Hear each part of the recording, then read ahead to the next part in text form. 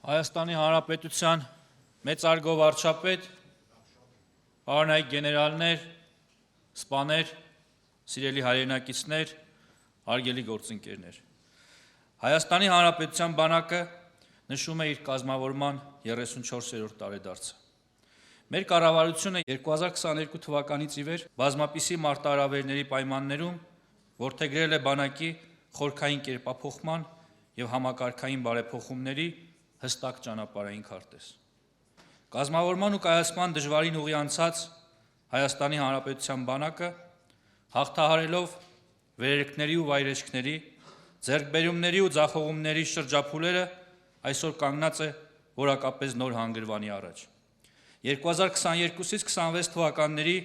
գործունեության հիմքում դրված է բանակի պրոֆեսիոնալացման, կառավարման արդյունավետության բարձրացման, մարդկային ներուժի զարգացման և զինծառայողի սոցիալական պաշտպանվածության ամրապնդման համապարփակ ռազմավարությունը։ Այս տարիների ընթացքում իրականացված հետևողական աշխատանքի արդյունքները հատկապես շոշափելի դարձան 2025 թվականին, որը մեր բանակի համար կարելի է բնութագրել որպես արդյունավետ և շրջադարձային տարի։ 2025 թվականին իրականացվեցին օրենսդրական և ինստիտուցիոնալ մի շարք փոփոխություններ, որոնք միտված էին պայմանագրային և ժամկետային զինծառայությունն առավել գրավիչ և շահեկան դարձնելու, պահեստազոր թիկունք բանակ կապն ամրապնդելու, բանակի պրոֆեսիոնալ անձնակազմը համալրելու, ռազմական կրթության որակը բարձրացնելու և այլ կարևոր ծրագրերի իրագործմանը, որոնք ապահովեցին շրջադարձային բարեփոխումներ զինված ուժերի տարբեր ուղղություններով։ 2025 թվականի առանցքային ձեռքբերումներից էր պարտադիր ժամկետային զինծառայության տևողությունը 18 ամիս սահմանելու մասին օրենսդրական փոփոխությունը։ Պարտադիր ծառայության ժամկետի կրճատումը բանակի կերպափոխման հայեցակարգում և կառավարության ծրագրում ամրագրված նպատակ էր, որը հնարավոր դարձավ զինվորական ծառայության գրավչության բարձրացման, պայմանագրային ծառայության ընդլայնման, արհեստավար սերժանտական և հրահանգիչների համակարգերի ներդրման, ռազմական կրթության ոլորտում տեղի ունեցած բարեփոխումների, կենսաթոշակային իրավունքի պահպանման պահեստազորայինների վերադարձի, զորակոչի գործընթացն ավելի արդյունավետ կազմակերպելու ուղղությամբ կատարված ծավալուն աշխատանքի, ատեստավորման համակարգի ներդրման և հատկապես Պաշտպան հայրենիաց ծրագրի արդյունավետ իրագործման շնորհիվ։ Այս բարեփոխումները բարձրացնում են զինվորական ծառայության գրավչությունը հասարակության աչքում, զինծառայությունը դարձնում են ֆիզիկապես և հոգեբանորեն պաշտպանված, ֆինանսապես շահեկան, բարոյապես արժանապատիվ։ Այսօր Պաշտպան հայրենիաց ծրագրի ներդրումից շուրջ 3 տարի անց ժամկետային երկամյա զինծառայությունից հնգամյա պայմանագրային զինծառայության է անցել 4234 զինծառայող։ Այս թիվն էական նվաճում է պրոֆեսիոնալ անձնակազմով բանակը համալրելու և զինված ուժերի պաշտպանունակությունը բարձրացնելու ճանապարհին։ Հավելեմ, ծրագրի շարունակականությունն ապահովելու նպատակով օրենսդրական նոր նախաձեռնությամբ նախատեսվում է հնգամյա պայմանագրից հետո հաջորդ 2 կամ 5 տարվա պայմանագիր կնքած զինծառայողներին 2 տարվա դեպքում 1.5 միլիոն, իսկ 5 տարվա դեպքում 5 միլիոն դրամ պարգևավճար վճարել։ Այս համատեքստում ես մեծապես կարևորում եմ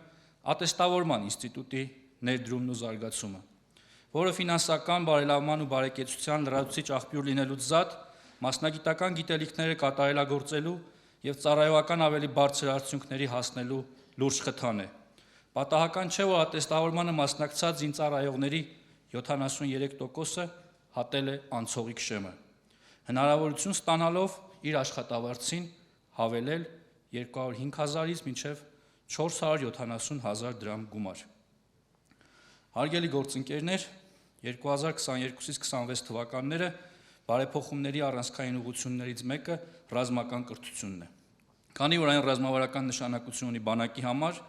և զինված ուժերի ապագայի հիմնաքարն է, բանիմաց,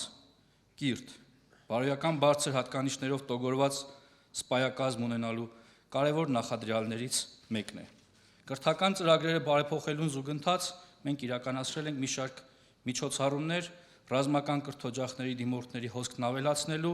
ռազմական կրթությունը և սպայի ծառայությունը առավել գրավիչ դարձնելու համար։ Օրինակ, ռազմական ակադեմիայի գերազանցիկ կուրսանտների կրթաթոշակը հասցրել ենք մինչև 175,000 դրամի։ Խրախուսել ենք գիտելիքն ու բարձր առաջադիմությունը, ներդրել ենք ակադեմիայի շրջանավարտների բնակապահովման ծրագիր, բարեփոխում ենք շրջանավարտների ատեստավորման կարգը, ծառայության նշանակվելու պահից նրանց համարելով ատեստավորված։ Վերոհիշյալ նպատակաուղղված աշխատանքի շնորհիվ ներկայումս ռազմական ակադեմիայի կուրսանտների թվի էական աճ ունենք։ Մեր ուշադրության կենտրոնում է նաև Մոնթե Մելքոնյանի անվան ռազմական վարժարանը։ Կցանկանայի անդրադառնալ ռազմական կրթության ոլորտում իրականացված մի բարեփոխման ևս,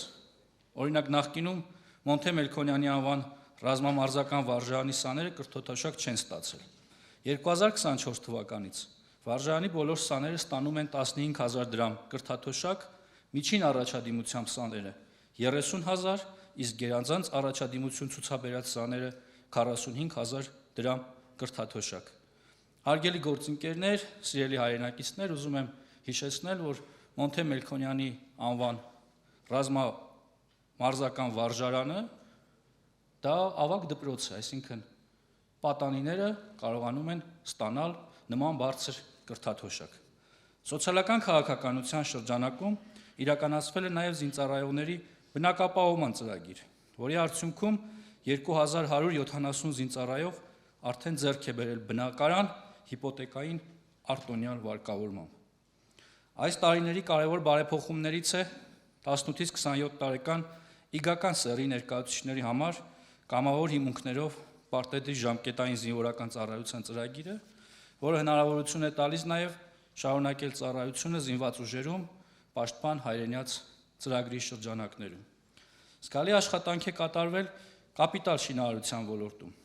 Ամրաշինական կենսապահովման կառույցների շինարարությունը, զորանոցաշինարարությունը 2025 թվականին ընթացել են մեծ արդյունավետությամբ, բարելավելով բանակային դիրքերի կահավորումը, զինծառայողների սոցիալ-կենցաղային պայմանները և դիրքային ծառայության հնարավորությունները։ Համեմատության եզր վերցնելով 2018 թվականը համառոտ անդրադառնամ շինարարական ծախսերին։ 2018 թվականին շինարարական ծախսերը կազմել են շուրջ 17 միլիարդ 718 միլիոն դրամ, իսկ արդեն 2025 թվականին Պաշտպանության նախարարության շինարարական ծախսերը կազմել են ուշադրություն 57 միլիարդ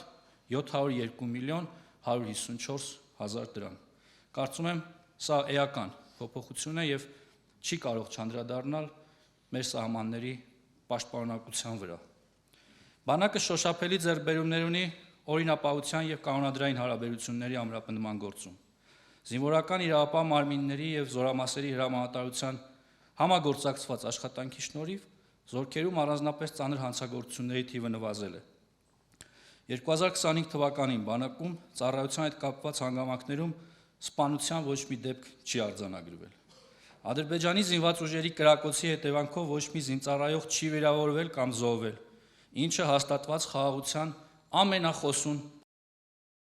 Սա թերևս ոչ միայն բանակի պատմության աննախադեպ ձեռքբերում է, այլև Հայաստանի Հանրապետության պատմության մեջ կարևոր իրադարձություն։ Այնուամենայնիվ, կանոնադրային հարաբերությունների և միջանձնային բարքերի բարելավման նպատակով մենք 2026 թվականը հայտարարել ենք քրեական ենթամշակույթի դեմ պայքարի տարի և մեր ջանքերն ուղղելու ենք բանակում բիրտ տարատավոր և քրեածին բարքերը բացառելու, կանոնադրային հարաբերությունները օրենքի առաջ բոլորի հավասարության սկզբունքն ու պատժի անխուսափելիության գաղափարն ամրապնդելու նպատակի իրագործմանը։ Հարգելի գործընկերներ, կարևորելով սպառազինության ձեռքբերման, շուկաների դիվերսիֆիկացման և բանակը ժամանակակից զենքերով և զինտեխնիկայով համալրելու գործընթացը 2022 թվականից ի վեր մենք հետևողական զարկ ենք տվել նաև տեղական ռազմաարդյունաբերության զարգացմանը։ 2022 թվականին պայմանագրերի ծավալը կազմել է 5,5 միլիարդ դրամ, իսկ 2025 թվականի դրությամբ այն հասել է շուրջ 170 միլիարդ դրամի։ Նաև առաջ անցնելով պիտի նշեմ, որ առաջիկայում քննարկվում է նաև ևս 150 միլիարդ դրամի նոր պայմանագրեր կնքելու հարցը, որը առաջիկայում կներկայացվի հաստատման։ Այսօր մեր զինուժի սպառազինությունը համալրվում է տեղական արտադրության այնպիսի զենքերով, որոնք բացառապես հայկական մտքի եւ տեխնոլոգիական ներուժի արգասիք են։ 2025 թվականն արդյունավետ էր նաեւ ռազմաքաղաքական համագործակցության ոլորտում։ Ընդլայնվել են միջազգային կապերը, խորացել է համագործակցությունը գործընկեր պետությունների հետ, նպաստելով Հայաստանի շուրջ անվտանգության միջավայրի կայունացմանը։ Առանձնահատուկ կարևորում եմ նաև զինվորական համազգեստի փոփոխությունը, որը խորհրդանշում է բանակի նոր դիմագիծը, նոր չափանիշները ու նոր որակը, արտահայտելով մեր ռազմավարական տեսլականն ու զարգացման ուղին։ Այսինքն մարմնավորում է մեր ձգտումները եւ մեր անցնելիք ճանապարհը։ 2026 թվականը կառավարության հնգամյա ծրագրի եզրափակիչ տարին է։ Այս տարիների ընթացքում մեր նպատակը եղել է եւ մնում է հստակ՝ ունենալ ժամանակակից, պրոֆեսիոնալ, կարգապահ եւ պաշտպանունակ բանակ։ Մեր տեսլականն է ունենալ բանակ, որտեղ զինծառայությունը ոչ թե պարտադրանք է, այլ գիտակցված ընտրություն, որտեղ զինծառայողը պաշտպանված է իրավական, սոցիալական եւ բարոյական հարթություններում, որտեղ ծառայությունն արժևորվում է հասարակության կողմից, իսկ զինվորական համազգեստ կրողը վստահ է պետության աջակցությանը։ Մենք ձգտում ենք ունենալ զինված ուժեր,